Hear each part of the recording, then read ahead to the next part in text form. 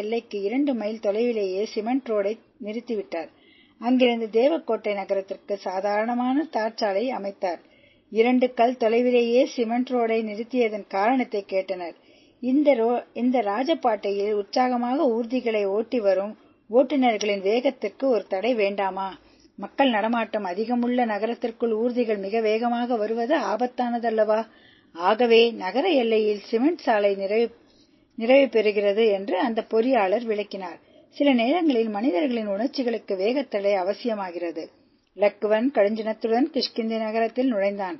அதனைக் கண்டு அஞ்சிய வானர வீரர்கள் கற்களால் வாயிலை அடைக்க முற்பட்டனர். அதனால் லக்குவனின் சினம் மேலும் அதிகமானது. அந்த செய்தி முதலமைச்சராகிய ஆஞ்சநேயருக்கு எட்டியது.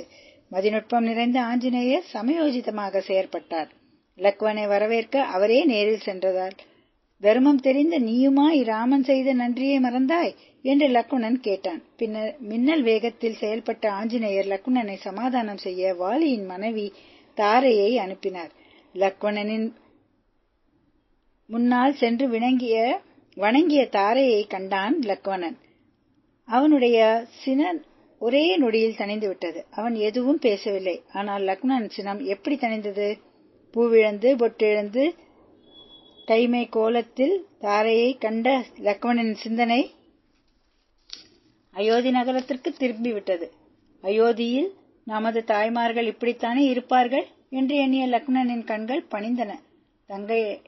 நங்கையை கண்ட வள்ளல் நயனங்கள் பணிப்ப நின்றான் என்று கம்பர் இக்காட்சியை வர்ணிக்கிறார். அதுவே தக்க சமயம் என்று கருதி ஆஞ்சநேயர் லக்குவனன் முன்னால் சென்று விரைவில் வானர வீரர்கள் சீதையை தேட புறப்பட்டு விடுவார்கள் என்று செய்தியை கூறினார். உளவியல் அணுகுமுறையில் பிரச்சனைகளுக்கு தீர்வு காண வேண்டும் என்ற உண்மையை ஆஞ்சநேயர் தமது செயலால் உணர்த்தினார். இதிகாச புராணங்கள் கற்பதால் நமது அன்றாட வாழ்க்கைக்கு தேவையான எளிய நடைமுறைகளை அறிந்து கொள்ள இயலும் என்பதை இதனால் அறிகிறோம். வானர சேனை திரண்டது. தாரை லக்குவனுடன் பேசிக் கொண்டிருந்த நேரத்தில் ஆஞ்சநேயர் அங்கு வந்தார்.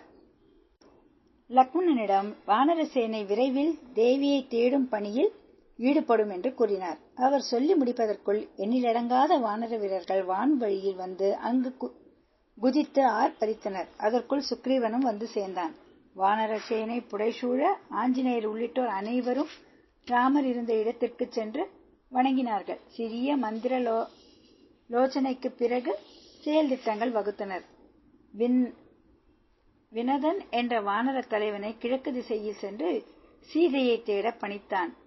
சுக்ரீவன் அவ்வாறே மேற்கு மற்றும் வடக்கு திசைகளுக்கு வலிமை மிகுந்த வானர தலைவர்களை அனுப்பி